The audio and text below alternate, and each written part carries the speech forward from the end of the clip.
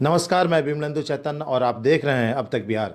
चैतन्य communications के समाचार प्रभाग में आपका स्वागत है। गया जी के ऐतिहासिक गांधी मैदान में राष्ट्रीय लोक मोर्चा की ओर से मगध क्षेत्र की संवैधानिक अधिकार परिसीमन सुधार महारैली का आयोजन किया गया।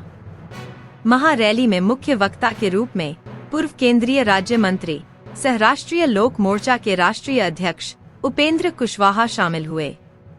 इसके अलावे प्रमुख वक्ताओं में मागो आनंद, मदन चौधरी, रामेश्वर महतो, आलोक सिंह, प्रशांत पंकज, रामेश्वर महतो, आलोक सिंह, प्रशांत सिंह, जितेंद्र नाथ पटेल शामिल थे। इस महारैली में अरवल, जहानाबाद, नालंदा, जमुई, शेखपुरा, लखीसराय और बाढ़ से हजारों की संख्या में कार्यकर्ता शामिल हुए। महारैली सभा को संबोधित करते हुए उपेंद्र कुशवाहा ने कहा कि मैंने जनहित के मुद्दों को अक्सर उठाया है। कॉलेजियम सिस्टम को खत्म कर खुली परीक्षा के माध्यम से जजों की बहाली के मुद्दे को उठाया। उन्होंने कहा, राज्यों में लोकसभा और विधानसभा सीटों की संख्या आबादी के अनुसार निर्धारित करना परिसीमन का मूल उद्देश्य है। वर्तमान व्यवस्था की वजह से बिहार सहित उत्तर भारत के लगभग सभी राज्यों को लोकसभा सीटों के मामले में बहुत नुकसान हो रहा है। जब कभी भी इस देश में आबादी के आधार पर परिसीमन की बात होती है, तब तक दक्षिण के राज्य इसका खुलकर विरोध करते हैं। वह जनसंख्या को नियंत्रित करने की बात कहकर विरोध करते हैं। उन्होंने जनता से अपील करते हुए कहा कि इस लड़ाई में हमारा साथ दे। अब तक बिहार ब्यूरो रिपोर्ट, गया। जो आबादी होगी उस आबादी के हिसाब से देश में लोकसभा क्षेत्रों की संख्या का निर्धारण राज्य में विधानसभा क्षेत्र निर्धारण, लेकिन पिछले 50 वर्षों से यह काम बंद है।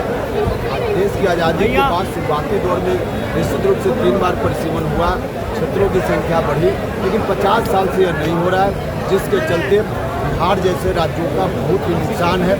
दक्षिण के कुछ राज्य हैं, 21 लाख लोग मिलकर वहाँ एक MP भेजते हैं औसतन, और हम लोग के यहाँ औसतन 31 लाख लोग मिलकर एक प्रतिनिधि भेजते हैं लोकसभा में। यह संविधान ऐसा नहीं कहता है, लेकिन संविधान में संशोधन करके आपातकाल के समय में ऐसी व्यवस्था कर दी गई, एक समय सीमा बना दी गई। समय सीमा अब 2026 में समाप्त होने वाली है। कुछ लोग फिर से लग गए हैं कि परिसीमन के काम पर रोक आगे जारी रहे, इसलिए हम लोग सचेत हैं कि अब रोक आगे न रहे, रोक हटे और परिसीमन हो, ताकि क्षेत्रों की संख्या बढ़े। परिसीमन हो, इसके लिए आप क्या तर्क दे रहे हैं? सरकार है तो फिर क्यों डर लग रहा है? क्या बोलते हैं, ये समझ नहीं होगा। डरने की बात हम नहीं कर, हम यह करें कि एक तरफा आवाज़ अगर कहीं जाएगी देश में किसी भी मुद्दा पर, तो यह हम लोगों की ड्यूटी है। हमारे हक में, बिहार के हक में जो बात है हम उसको कहते रहें, इसलिए हम अपनी बात करें। परिसीमन हो, इसके लिए क्या तर्क दे रहे हैं? बोले हैं क्या तर्क दे रहे हैं परिसीमन होने के लिए?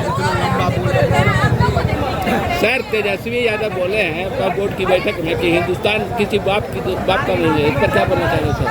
उनको यही संस्कार है, इसी तरह से बोलते हैं, बाप का क्या बोलते हैं।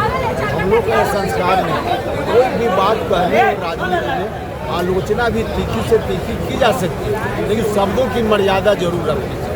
उनके यहाँ शब्दों की मर्यादा नहीं है, इसलिए इस तरह की बात करते हैं। यही बात जो कहनी थी तो कहना चाहिए था कि हिंदुस्तान सबका है। सच में हिंदुस्तान सबका है, लेकिन जो भाषा या शब्द उन्होंने प्रयोग किया पूरे तौर पर आपत्तिजनक।